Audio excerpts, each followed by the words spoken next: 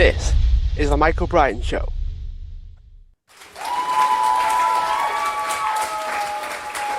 Hi everyone, we are back with multiple guests sharing about climate change. So, what is it and what can we do about it? To start us off, climate change, as most of us will know, is to do with greenhouse gases, to do with affecting the climate, and people go on about ice caps all the time. But what is climate change? Climate change basically is the accumulation of greenhouse gases in the atmosphere. Greenhouse gases comes from burning fuel, and the energy industry burns fuels mainly for transportation, but also for generating electricity. So electricity can be generated in renewable resources. These resources will not burn fuels. We can generate electricity by the sun, and there's plenty of it, and we can generate electricity with the wind. But and when we do that, we won't release any more greenhouse gases into the atmosphere. So the opportunity here is to really move the world from a world that's burning fuel to create electricity and for transportation, for other energy, to a world that's using renewable resources like solar and wind and not burning those fuels, not releasing those greenhouse gases. And that's one of the biggest impacts to stop or climate change.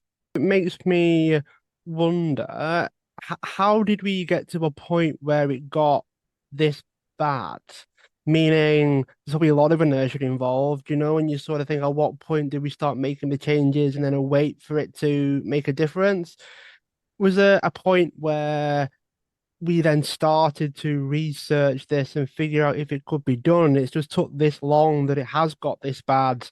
It just seems like an issue with time at this moment of how long will it take to make a difference? Well, it started as early as the Industrial Revolution, where people started burning fuels for creating products and creating energy. And in the last 30 years, there's been a realization that burning these fuels creates this lasting effect that's man-made on the atmosphere, on climate change. And since this realization, it took time to get this news out to everybody. We're trying to looking at ways to live the same quality of life. We still want our products, we still want to travel, we still want our electricity and power, but without creating these greenhouse gases. And the solutions are out there, by the way. The solutions are here. We just need to start to use them in a massive way, both on residential side, but also on the commercial and industrial side. I fully agree with what Boaz is saying. And beyond that is it's kind of that boiling frog scenario. Over the last few decades, we didn't really realize, but now if we just kind of open our eyes and believe our own eyes, and just it's pretty hard to deny. But beyond even the energy and what we're trying to do with True Earth and focus on even just the plastic production, but in the US alone, it contributed to 232 million metric tons of greenhouse gases annually. And that's set to surpass coal emissions by 2030. Like there is a lot of impacts that we can make decisions in our household to start that correction path that Boaz was talking about. That's what I find quite interesting about this is, where do we start? Is it energy production? Is it coal? Is it plastic? Is it food? Is it transport? It sounds like everything contributes to it. And when you think solutions, when you think, okay, where do we make the changes? It sounds like a huge task to do all at once. Go from no plastic, no fossil fuels, no petrol, no diesel, all at once. It just seems like a monumental shift in how we organize ourselves. How do we go about our day as a planet and as a species? And I guess there's a part of me that's thinking, why did we start with this? It's almost like the analogy that I sometimes think about, whether it's true or not, is the idea of factory farming was needed at the time because it was all that we had. And now it's no longer all that we had. We're looking at other methods, but you can't change the past. You also can't hate the past because it got you to where you are now. Like, you can't exist without the past and past technologies and past ways of governing. Otherwise, you can't you can't live without those things. It was the best that we could do with what we had at the time. That's the point, Michael, is that every movement and every innovation and it starts with one, there it has to just start. So yes, we have to start on them all. The reality is you can't go straight to bright in one day. You do have to start a movement. You have to keep things moving along, and that's the key to even we're trying to do with millions of people in 80 countries, all wanting to make one little change in one little room. That's where this starts, and it will take every sector to kind of to step in, all unfortunately all at the same time right now. Jamie, you want to add to that? Yeah, I think these are all great topics, but in my career as an environmental engineer, and I had to teach what climate change was to folks who didn't have the answers to this or didn't have any knowledge. It's much more than just greenhouse gases. Okay, it's much more than the icebergs and the polar bears and everything that's being shown in the media. What really is happening is that it's contributing from a lot of industries, and it's not just greenhouse gases. There's a lot of chemicals like volatile organic compounds, particulate matter, which is dust, nitric oxide, sulfur oxides. So all these chemicals, including the greenhouse gases, cause not only this shift in temperature in our on our earth and in our living space, but it also affects our health. So I always tell people you cannot have an environmental issue or impact without having a health impact. And I really think that health impact is really what got everyone to thinking about this, because it really does come hand in hand. And it's all about knowledge at the end of the day. You only can know if something is an issue if you know it is. So I think that what happened was there was a lot of diseases that came about, like allergies is something so simple that is actually contributed or caused by climate change. There's respiratory illnesses, there's cancer, even death. I mean, a lot of deaths worldwide do occur because of air pollution. So there's a lot of different chemicals being emitted in the air from different sources. It's not just fuels and transportation, although that is a huge aspect of it. And one of the biggest areas that we can definitely improve on. There's definitely other areas where this is happening, where chemical plants, byproducts are getting emitted into the air, and people didn't realize that these chemicals were harmful until they did. And that's when they decided to make these changes. So I always just want to tell people it kind of just has to do with environmental health and safety at the end of the day. And it has to do with more chemicals and greenhouse gases. It's not just, carbon dioxide. There's other chemicals that are very much involved in this that do get emitted. And what really has to happen from an industry standpoint is that everyone has to take a chance and really follow environmental regulations. It can be done. I've seen it done in industry. I've been in industry where it was done. It is very complicated, but the environmental agencies, the EPA, and the state regulatory agencies in the US are very good at working with manufacturing plants, transportation companies and whatnot. So they are very good about working with people. So it just takes organization, but I've seen it done. Colin, yeah, go ahead. Yeah, I mean, I think we've known about the climate change, global warming problem for a long time, over a century, and for the last 50 years, it's been recognised in science. We knew it was an emerging issue. We're now at 1.1 degrees above pre-industrial temperature level globally, and we're seeing the consequences of that this year, last year: wildfires, sea level rise, storms, hurricanes around the world, flooding. We are seeing the consequences of our failure to act on the climate emergency, and it is playing out now in both the developing and the developed world. I just want to highlight really the fact that it's not down to individual action. We're not going to change the world by everybody, putting their recycled materials in the recycle bin. That's not going to have the big impact, because it's about transforming the system, the global system. We need to transform production. We need to transform transportation. We need to transform food systems so that they are no longer extractive, so that they're cyclic and they're renewable. And I think the only thing that I would recommend individuals to do is switch to a plant-based diet and don't take as many flights as you currently do. Those are the two things that individuals can do. But planting trees, switching to recyclable cups, they're just fiddling around the edges. We need the energy system to transform. We need the transportation system to transform. I would like to live in a country where public transport was the number one option for people to get from A to B.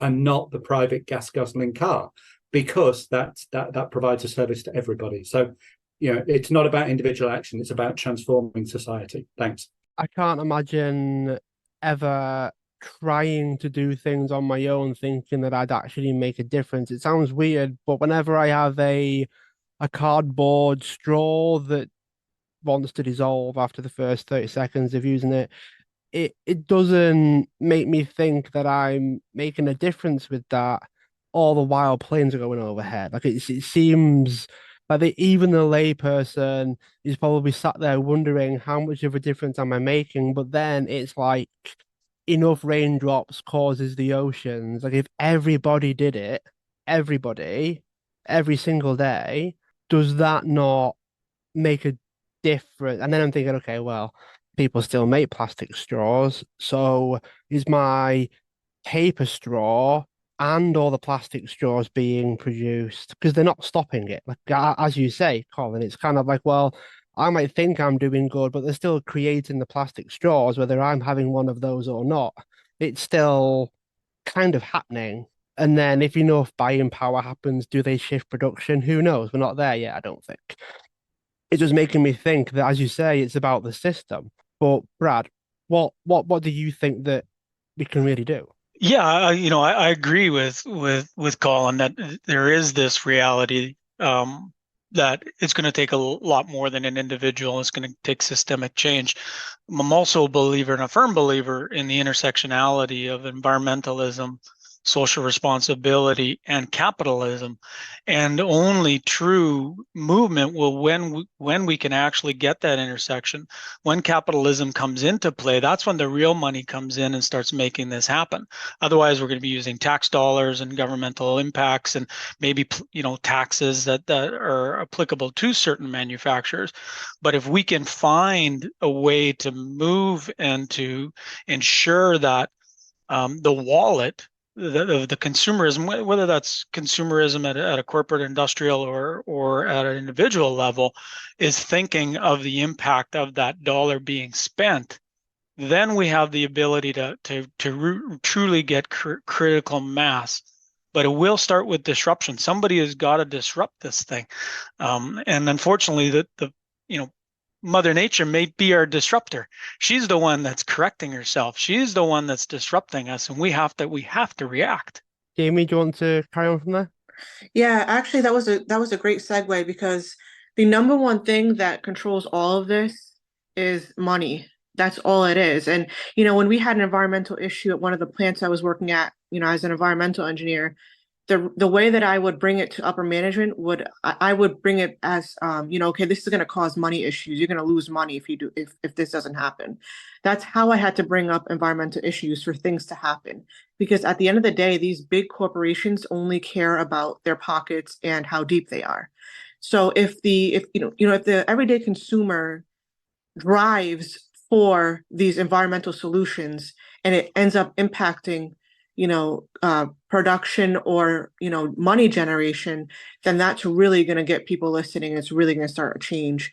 But in general, I mean, the big changes have to come from the industry and have to come either from regulatory or something driving that money down.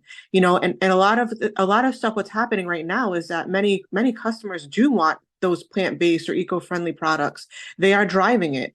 So I would say just to continue driving that, continuing to gain knowledge, and just as a whole, continuing to do that, continuing to demand for it, because supply, demand, it's just something that's always happened in business, and it's no different here. So money drives everything, and as long as the money impact is there, then there will be some changes made. Boaz? Yeah, I want to talk about the big kind of movements as well. So as mentioned earlier, the grid is the biggest infrastructure that mankind ever built. So the electric grid, the way we manufacture electricity since it started is mostly by burning fuels. There's good stuff like doing hydro plants, but they're not the most common. So we're burning coal or burning natural gas in order to create electricity. And we're also burning that for transportation, for heating. Now, we can create electricity with the sun and with the wind, and that electricity can not only use to create that energy cannot only be used for electricity, but also for moving our cars, for heating our showers. So instead of burning natural gas at your house for heating the water, we can do that with an electric heater. Now, the problem is that solar and wind, they're resources that we don't control. We don't control when the sun shines, and we don't control when the wind blows. So in order to make this transformation, we have to really change the way the grid is built. So for 140 years or 120 years, the grid has been pretty much the same. We would crank up the power plants and burn fuels and create electricity. But now we need to create power plants that sit there and wait for the sun to shine and for the wind to blow. And what a lot of people don't realize is that the match for that is energy storage. So in order to have electricity at night, so you could heat your shower at night, or you could charge your car at night, we have to store that electricity, and there's a big energy infrastructure that needs to be built. So both the renewable plants themselves, solar and wind, but also the energy storage to store that, whether it's in the grid or in your house or in the commercial building or industrial building. With that together, we will be able to get rid of a lot of the gases. Both, Jamie mentioned a bunch of different gases that are created when we burn those fuels, and it kind of enables us to get rid of all of them. And we believe that big push, should come, one, from the regulators and the countries in the world that want to get to 100% renewable energy, but also residential and corporates have a big part in that as well, because they can decide to buy energy that's green, and they can decide to store energy, and that's kind of what we need to strive for. Sarah, did you want to chip in at the current kind of conversation? Yes, I wanted to touch base in a very important topic, which is agriculture and food production. And I think it's one of the most important things that we have to shift and change right now. And we have to move to a different system of food production. And I want to talk about regenerative agriculture, which is super important to help improve the health of the soil. And basically what this is a restoration approach to food production, where the key factor is improving the health of the soil, bringing it back to that complex underground ecosystem that not only increases fertility, but can also recharge water resources, reduce soil erosion, and capture large amounts of carbon. And practically we have to follow a couple of steps, but it's basically reduce tilling, planting cover crops, rotating crops, and using compost instead of synthetic fertilizers. And these are age-old practices that are being practiced all around the world by indigenous communities and small farmers, and that we have lost when we decided to shift to industrial and chemical agricultural practices. And I think this is key for fighting climate change. This is one of the best ways to do it. That's one of the things that is curious to me. I get the impression that we're having to go back in time to before the Industrial Revolution, and we started using machines, but we're trying to use technology of the future to enhance what we were doing in the past. And we probably did use a lot of wind when we had ships to power, and rowing boats and stuff like that. And I think we're ready. I think we're ready to use the technology of today to cut out the process of getting here. Some people don't really talk about this a whole lot, but the planet will still be here. We just won't be.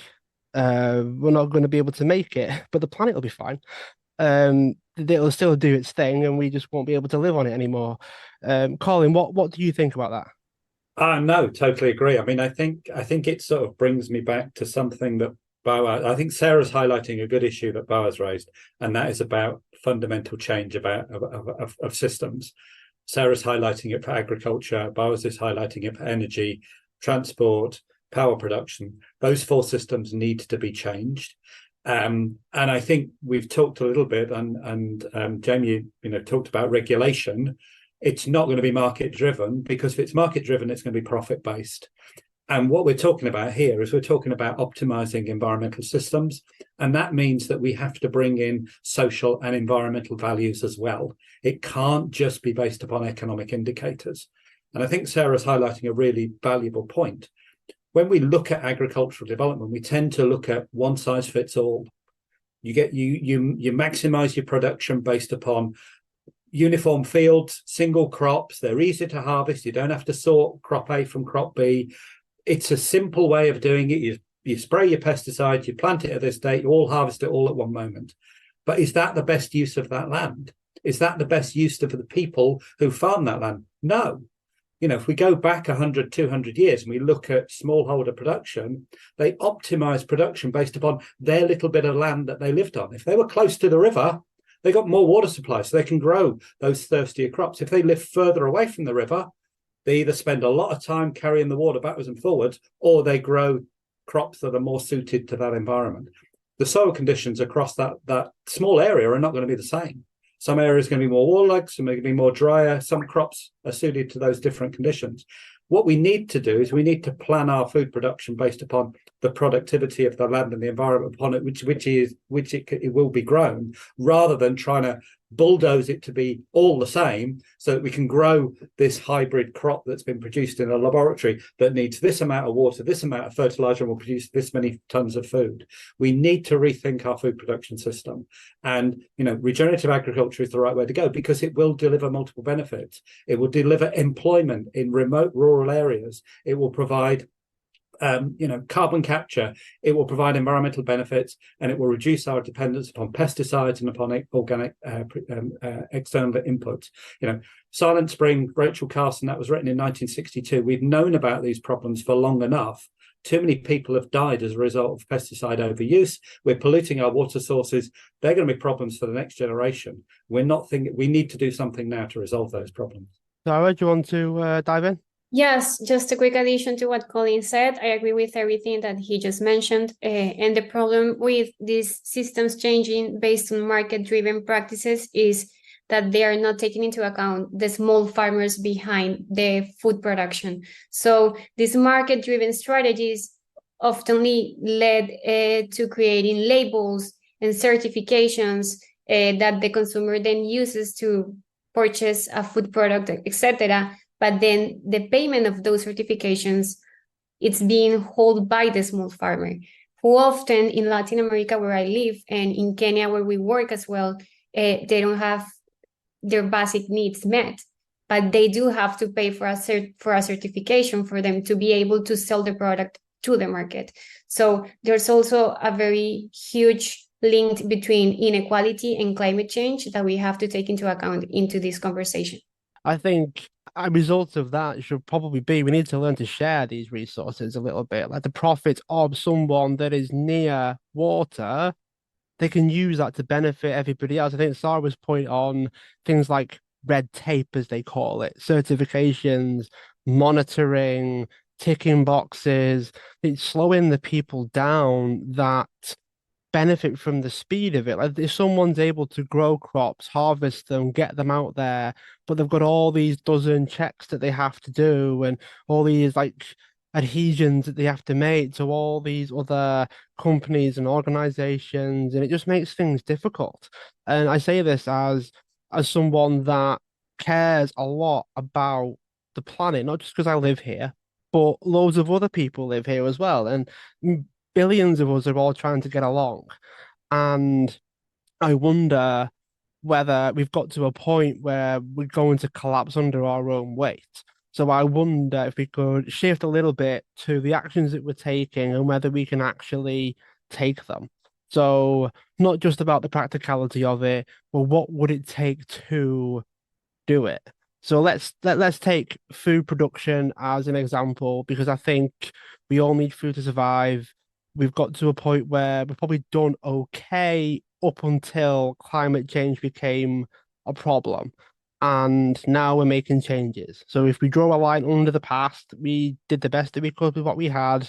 What are our options in terms of food production, how we grow it, create it, distribute it, consume it? To break it down a little bit. I'm happy to jump in. I mean, I think it's a case of optimizing production to the local area. If we look at, you talked about this earlier, Michael, you know, traditional and indigenous knowledge. That is knowledge that has been generated over generations of experiential learning. That crops, you know, these crops are suited to this environment. They work in these conditions. That's why they grow there. That's why we produce them. I think what we've tried to do is we've tried to say, okay, but I want I want coffee here, or I want wine here. And we've transported those crops around the world and tried to sort of uniformly create this cultured environment in which is going to produce our food and all of the commodities that we want to consume. That's, I think, something we've got to really re-explore. We've got to go back and we've got to learn from those indigenous practices. And we've got to say, right, okay, these areas are suited to these crops. How can we actually incentivize farmers to produce these crops? And the other thing is a lot of crops require a lot of husbandry. They're not things that you plant in the ground and just leave. They're things that you have to go in and you have to weed. If you're not going to use pesticides and herbicides, you've got to weed them. You've got to keep the pests and the birds and those things off it. That is where that employment is going to come from. Ideally, you're going to be looking at smaller fields because we want to restore hedges and we want to restore wood breaks because climate change is leading to increased intensity of storms and they can damage crops. We see that around the world. So how do we return environments to a more diverse landscapes where they offer much more productive opportunity, growing crops together? I've seen in many areas of the world where they intercrop, they grow multiple crops in the same patch of land. Therefore, the farmer can harvest them successionally rather than everything all at one go, clear the land and then replant it. These systems, we've got to re-explore these systems. We've got to think about, maximizing production based upon the productivity of that land and that particular climate, and not trying to come up with these single solutions to food security. But we've also got to remember, food production is not just about agriculture; it's about livestock. And what we're seeing is destruction of forest areas to produce soy, to make animal feed, to feed to animals that are kept in unsanitary conditions because they're no longer out on green pastures. They're no longer grazing or browsing out in the wild. They are literally being kept in stalls and fed processed food, and then we wonder why we've got the problems that we have in terms of our own health because we're eating food from those animals which are not the same as if they were produced in a more natural system.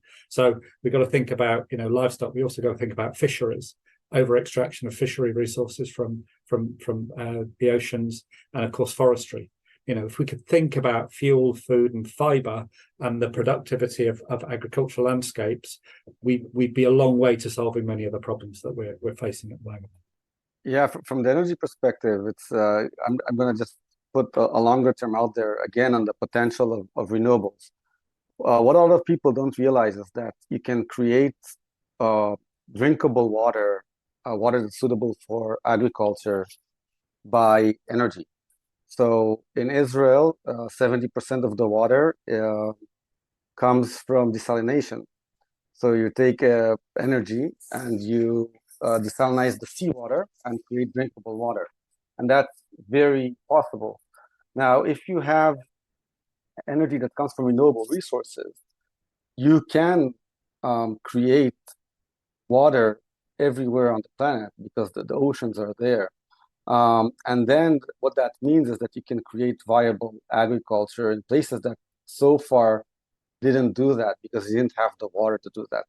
So on a long-term view, it's about sharing this knowledge of how to create renewable energy amongst other countries that have less favorable water conditions and as a result have less favorable agricultural conditions. And then you create basically renewable resources for growing food. But this takes time. It takes time. It takes knowledge. It takes spreading the wealth to countries that are less fortunate to have that. But at the end, you can really create, at least on a plant-based, something that's sustainable. And that's part of the renewable energy transition that it also brings with it. One of the things that I got curious about is when farms and supermarkets and all of these other organizations and companies, they collaborate and they work together and they work hand in hand supposedly, and they try to be as sustainable as possible. There are transportation that's run off biomass fuels and things of that nature. Like it's amazing to see how far we've come in a lot of ways. And there are a lot of things that we need to start incentivizing for it to happen. And I wonder what your thoughts are on that. The idea of we need to start incentivizing the farmers, or incentivizing the end point, which would be supermarkets, which would be shops, which would be things that interact with the public. Where are all the incentives currently, and what would it take to actually shift things? What would it take to shift those incentives so that everyone benefits? Because there are some companies that might actually be worse off by doing some of the things that we're discussing today, rather than keeping things the way that they are.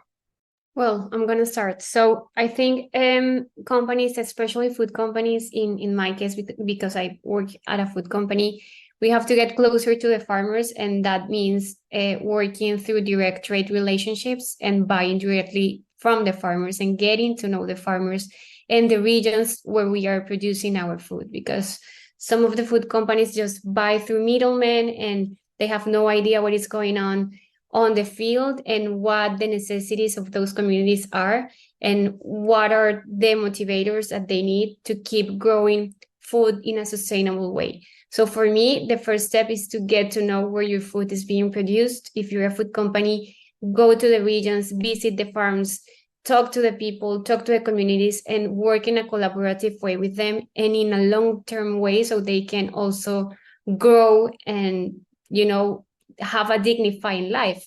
Because regenerative agriculture does not mean anything if we cannot guarantee a dignified life for those small farmers that are working so hard for our planet and to help sequester carbon with these amazing regenerative practices. So that for me is the first step.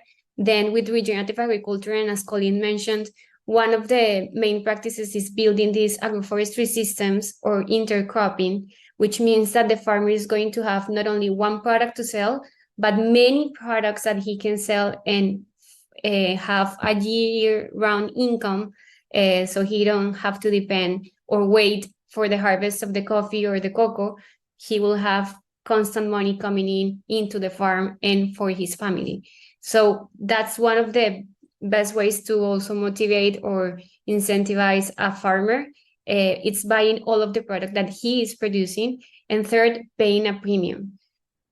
Really, these guys in the field are doing a lot of work to help restore these ecosystems, and we should pay more for that money. They deserve it, the planet deserves it. So I think we should pay premiums that are not only attached to certifications, but that we can also back that information with traceability system and transparency systems within the food companies. And paying a premium is also one of the best ways to incentivize this, and also educating the consumer so we can keep moving the market and moving it towards to regenerative agriculture, because right now 6% of the food production of the planet is being produced by organic practices, and that is insane, taking into account all of the work that we have to do to fight climate change. I actually had a weird conversation with a friend, and what the conversation was essentially the cost of your phone if everything that got you that phone was reasonable. You may have to add 2 zeros onto the cost of your phone just to have it in your hands. If you're then going through your Apple shop, or some people shop at their mobile network, so you go into your O2 shop or your Vodafone or whatever it is, you walk in and you get the phone and it's got 2 zeros more than it used to. How many people would actually buy a phone that could cost them in excess of 10,000, 20,000 pounds or dollars to have the phone? Why would they do it? I think progress would be more meaningful. I think what Sarah's suggesting would make a difference. I think it wouldn't just be meaningless. I think it'd have more of a purpose behind it. And I think there would be people out there that would actually go for that, that would actually be prepared to put more in, invest more, because it was beneficial and because there was a real meaning behind what it is they were doing. It's a great point, and I think a lot of people point to a very similar point, that brings us into a similar result, which is they claim that goods are not priced correctly. So basically, we call that externalities. So we're making a liter of gasoline. You price that, and it's based on the price of gasoline, taking that off the ground, but it's not including the real price of the damage it makes.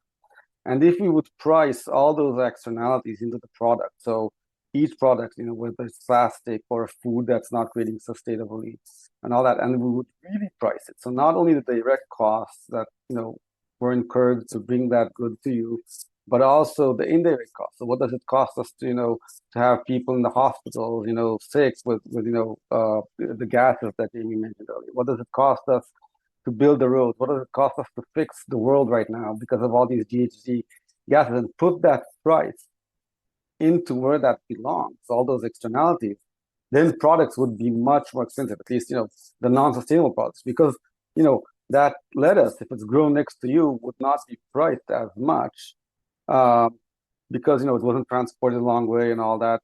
But the lettuce that, you're eating or the fruit that you're eating now that's coming from the other side of the world, because it's not the season for that food where you are. But if you price in the gas and all that, and building the ship and all those things that came into that, it would cost you a lot. So I agree with that point.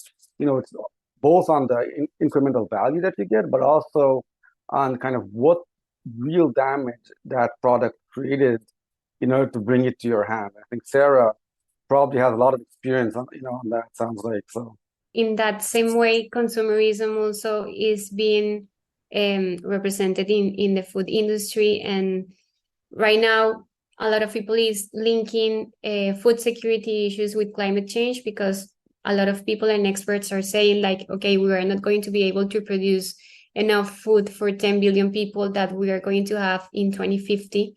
But at the same time, we are already producing food for 10 billion people, and we are wasting a third of it from the field to the table.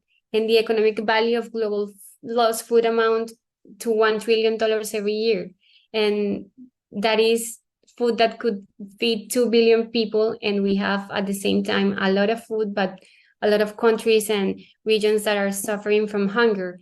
So there's also, this is a hard pill to swallow, but we have to not overpurchase. We have to reduce oversized portions as well. And by ordering fewer takeout meals, and we can change a little bit this behavior. In less developed countries, for instance, food losses tend to occur, for example, closer to the farm.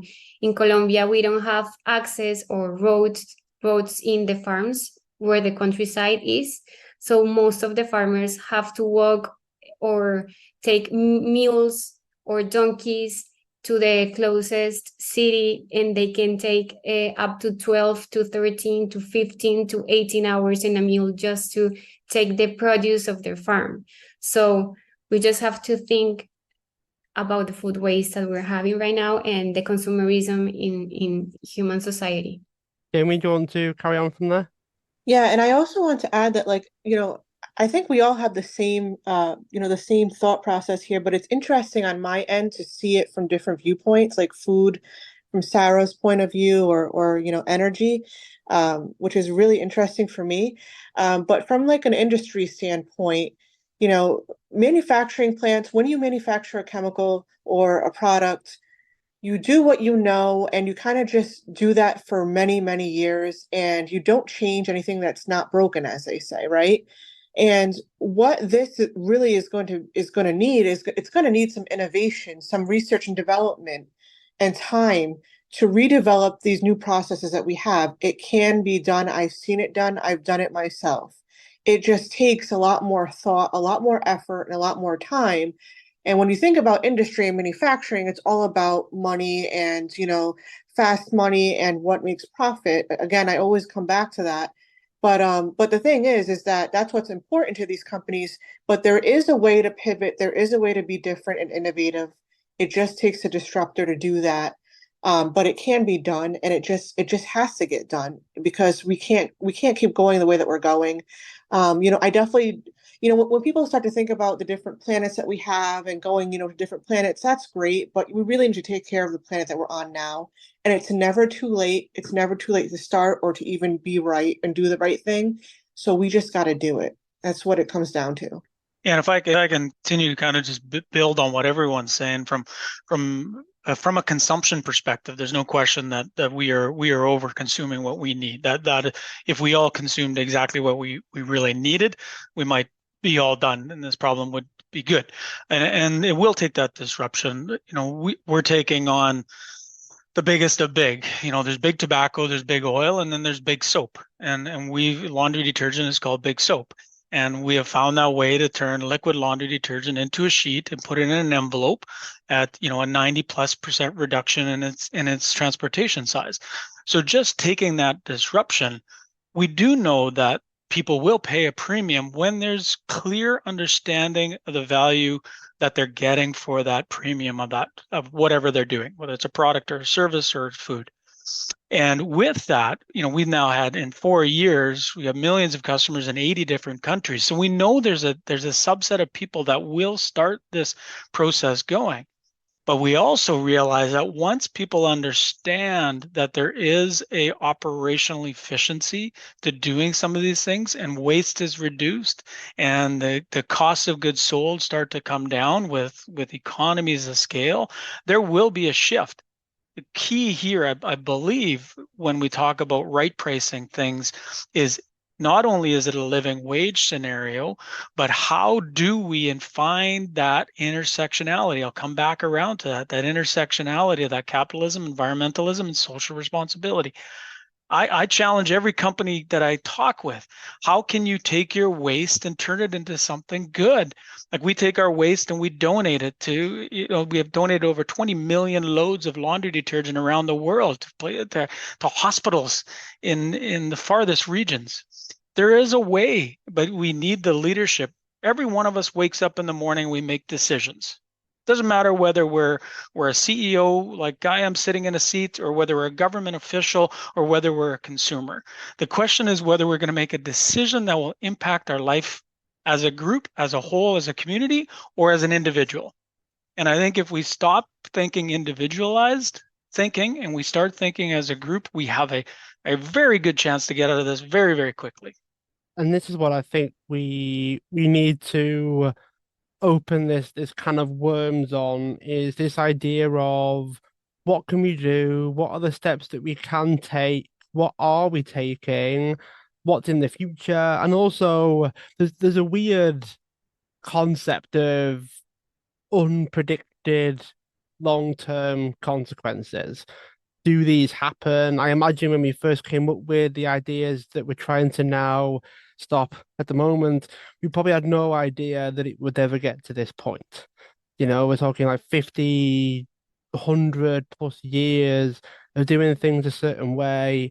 I don't think there's anybody 100 to 200 years ago that would have ever known that we'd be here at the moment. There might be, I don't know. But there may be consequences of the things that we're discussing today that we're unaware of, that we may then have to consider a generation or two from now to then have to restart something else to be able to solve the problems that we're creating with what we're discussing today. So there's a weird cycle that we tend to go through of trying to make changes, trying to make adjustments, and then 20, 30, 50 years from now, we have to backtrack because of these consequences and we can't handle these consequences, and there's something else that on the horizon that we have to consider and that we have to stop doing. It's almost like we're recreating another problem for the next generation. Brad, is that something that's happening? Is that something that you can speak to?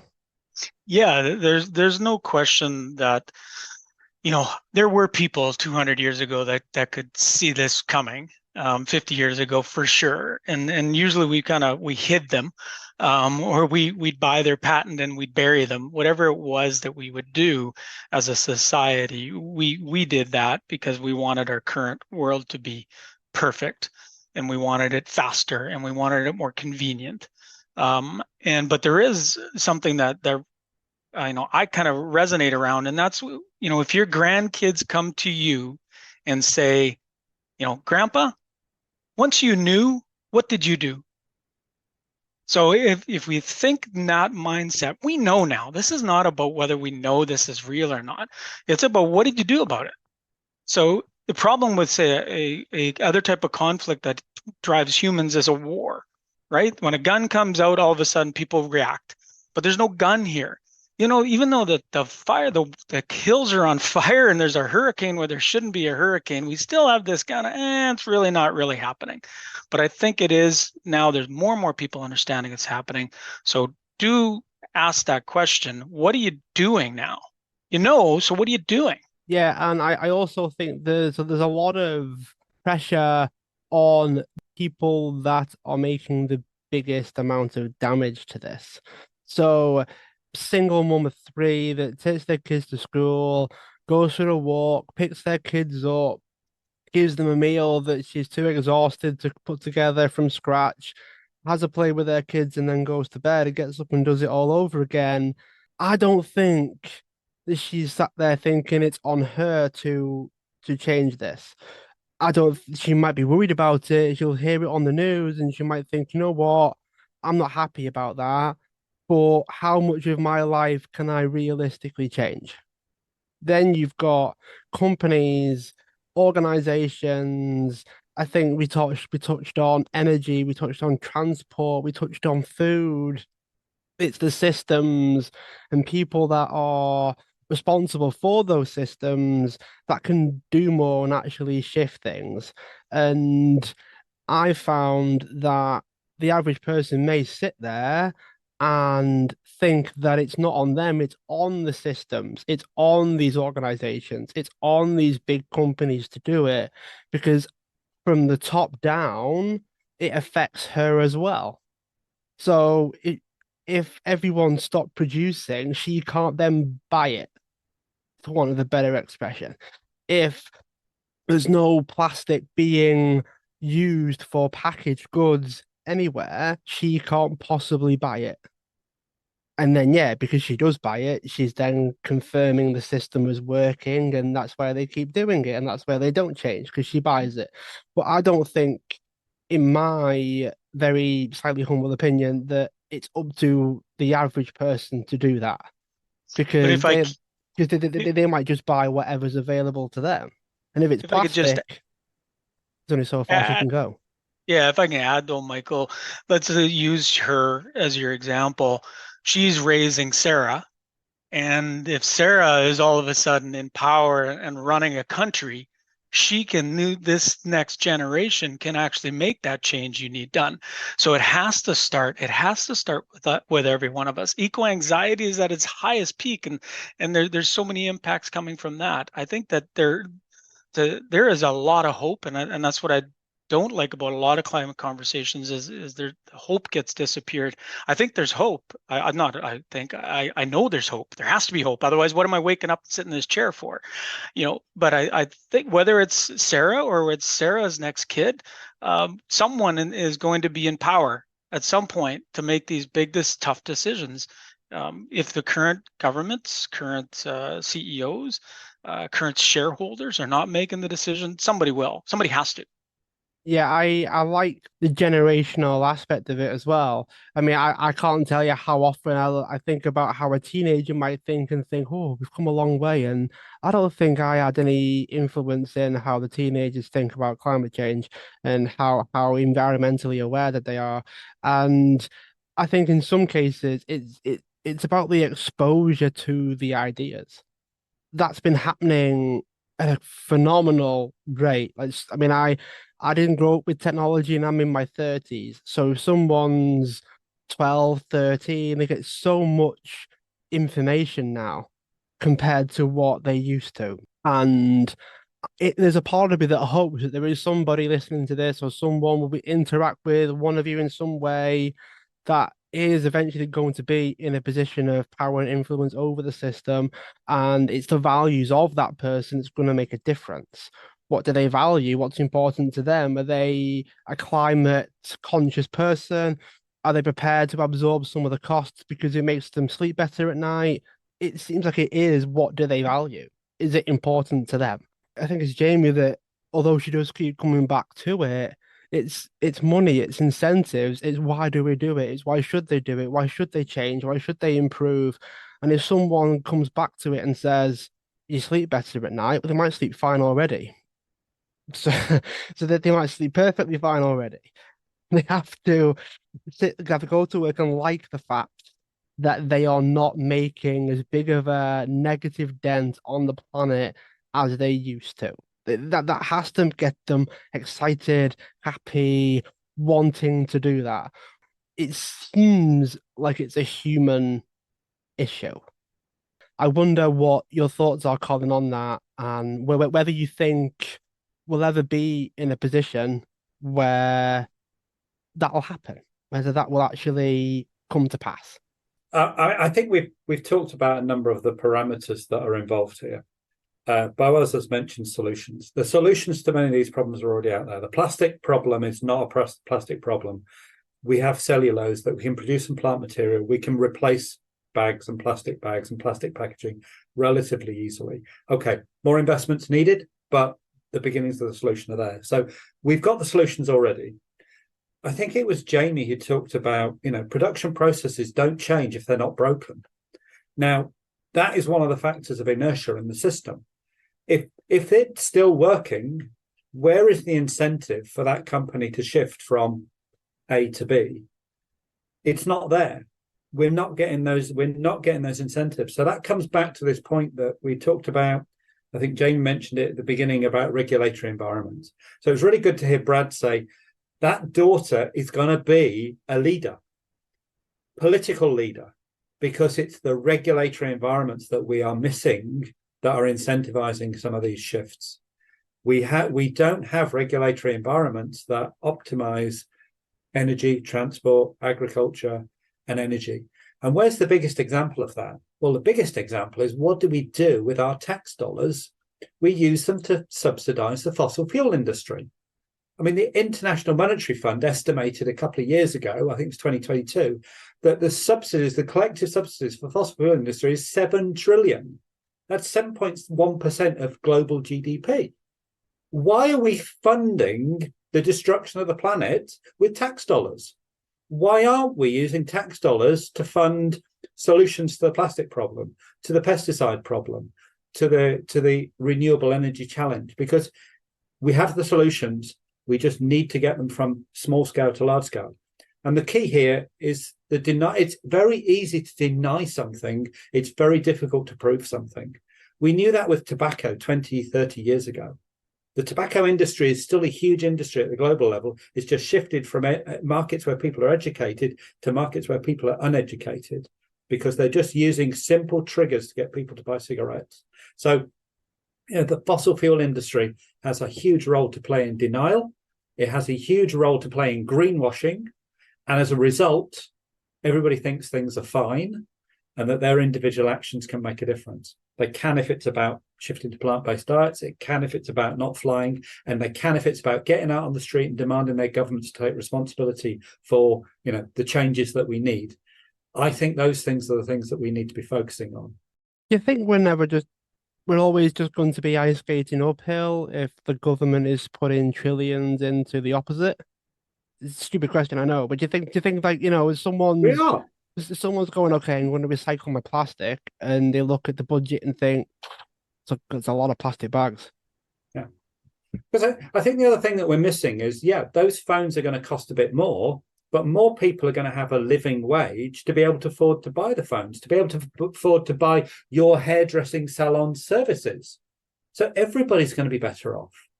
What we've got at the moment is polarization. I think as Bradley talked about, we need a collective ethos. We need to all work collectively to these solutions. What we're being told in social media and through the media at the moment is, think about yourself and everybody else is the problem. It's that king standing on the parapet of his castle, looking out at the people with the pitchforks, the people with the torches, and his advisor says, "Don't worry. What we've got to do is persuade the people with the pitchforks that those with the torches want to take their pitchforks off them, and then we can stay living in this castle. We'll be happy." It's almost like the infighting keeps them safe, doesn't it? Like they're too busy worrying about each other. And it does make me wonder what I mean, well, can we actually make a difference? I know we've mentioned things like renewable energy, plant-based diets, less flying. There's some things that we can collectively do, and it's making me think, what else is there? Like, what else can we do? What are some of the needle movers? I wonder if we can actually finish on the needle moving things that we can do. And I'm trying my best to do some of these things every day, taking my car less, cycling. I am close enough to where I would like to go. So that's handy. Location, location, location. I'm sure, you don't have to do the things that are unsustainable if you don't have to.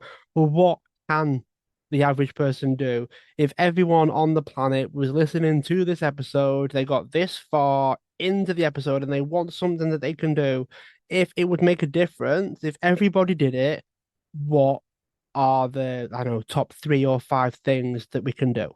Who wants to take on that? I would say that like knowledge is power, right? But also there's so many things on the internet right now. And just having a science-based background, just, it's normal to want to have knowledge and gain knowledge on certain topics, but be very mindful and be mindful that everything that you see on Google and on the internet is not accurate. Just, try and see if you have scientific facts to back up what you're looking at. Just try and make an educated assumption based on that and make sure that there's, some sort of science or data to back something up, and don't be quick to judge. It's very easy to judge things on the internet right now, and just be mindful and open and just gain knowledge. It's the best thing that you could do. And I really think that eventually something's going to happen. I don't know if it's going to be good or bad, but there's going to be something that's going to trigger this change. There has to be, because we can't just keep going on the way that we are, whether it's like another like weather event, whether it's the shift in generations like everyone's been talking about, where these older politicians are now going to be going out and you have a phase in of these younger folks. There's something that's going to be really, really big that does happen that's going to trigger something and trigger this change. But just, when we get there or as we get there, just keep gaining knowledge and keep learning. Go ahead, Brad. Do you want to add to that? Yeah, I agree with Jamie that the education is going to be key here. That's a big part of what corporations need to do, as well as continue to move money into some of their education side of things. Everyone does, not just the educators. But also on top of that, there's kind of 3 things we kind of focus on, and that's that we need everyone to be here, and I hope everyone is, which is to be bold, to stretch your thinking, and go faster. We need all 3 of those to happen right now. Do you think it is about speed, Brad? Like, do you think, like, if it happened quickly enough, we wouldn't necessarily feel the inertia, would we? And the angle I'm coming from is, if it took a month to do it, we don't have a month of this kind of anguish and waiting and suffering going on while we figure it out. It'd only be a month because it's happened that quickly, but it's in fact taken years because it might take that long to solve. I don't know how complex these problems are. I don't know what Venn diagram of perfect ingredients that we need are all meshing together to create the perfect storm of solutions. But in order to, the reason why we're having this conversation is because it is taking long enough for people to really feel the problem. If it only took a month or two, people may not really feel it. Maybe they're just feeling things getting a bit more expensive, but it's more sustainable. They're noticing everything else getting less around them, like the less clouds, and we can finally see the stars at night, and all of a sudden it makes everything better. And it just makes me think, is it just about speed? And how can we speed it up? Well, we have to go faster, but it is in a short period. This is a cultural shift of who we need to be for now and in the future. So this and culture takes time.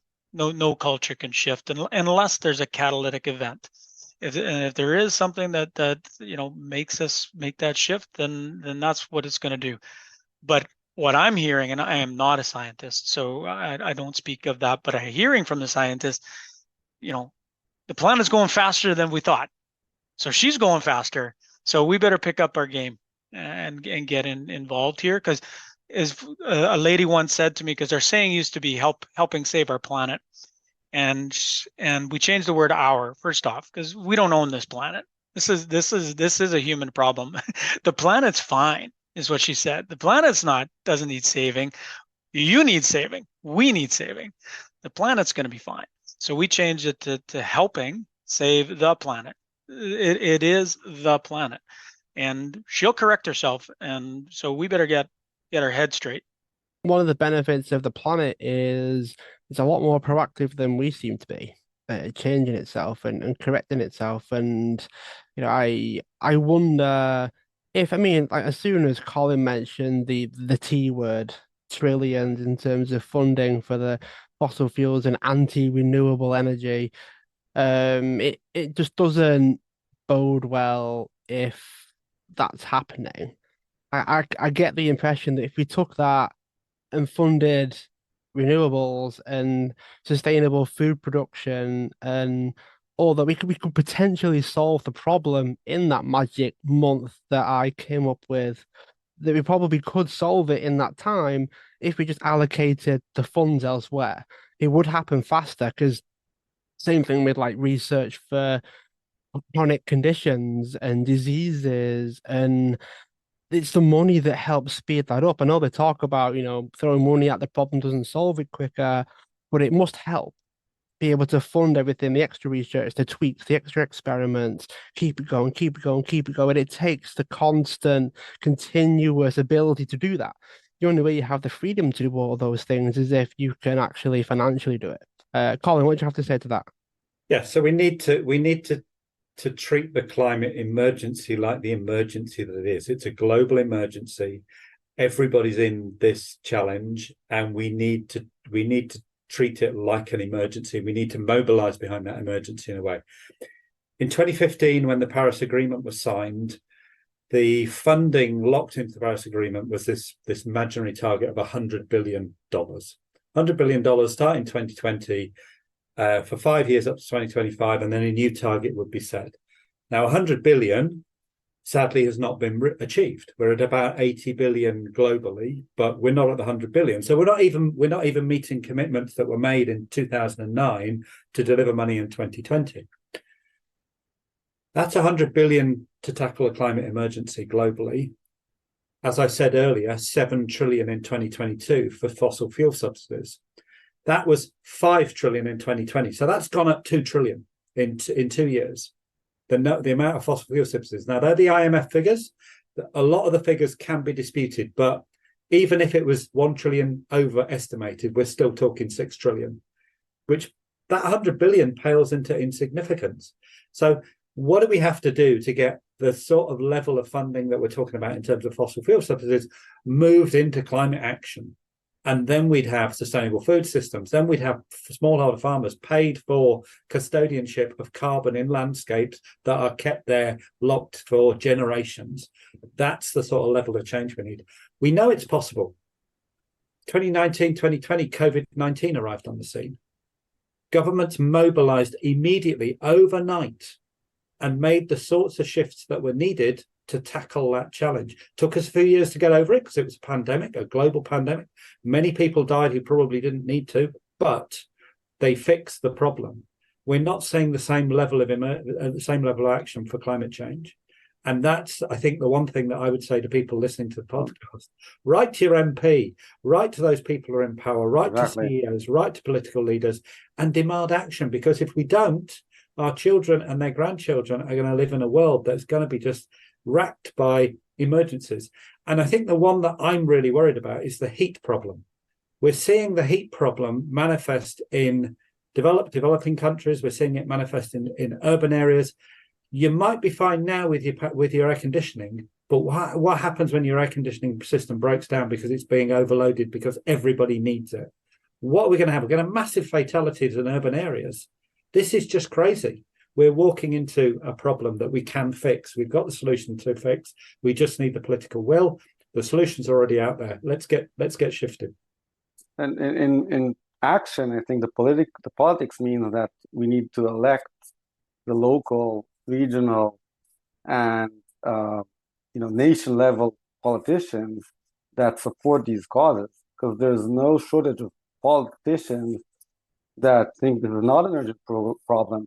So one of the best things we can do is to support the politicians that are committed to take action, whether it's on reducing subsidies for brown or unsustainable technologies, or increasing.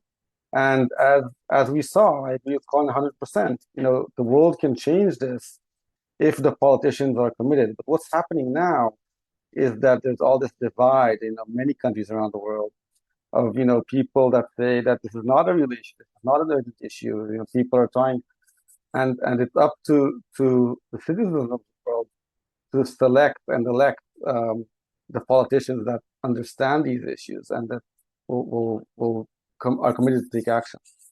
I think that's a fantastic way to round off. I think it's been great. I think we've highlighted the problem. I think we've put together some solutions. And I think in a way, we just need to be able to get together to collaborate, to work as a team to solve the problem. So Brad, Colin, Boaz, Sarah, Jamie, it's been fantastic. I really enjoyed having you on. I'll put links to how people can connect with you, follow you, and reach out to you about maybe it's their experience, maybe they want to ask a question about the work that you're doing. And I think it's great. So thanks so much for taking the time. It's been fantastic, and I look forward to keeping in touch. Thanks so much. Thanks for having us. Thanks, everyone. Thanks Thank you. Thanks for having us. Thank you. Bye.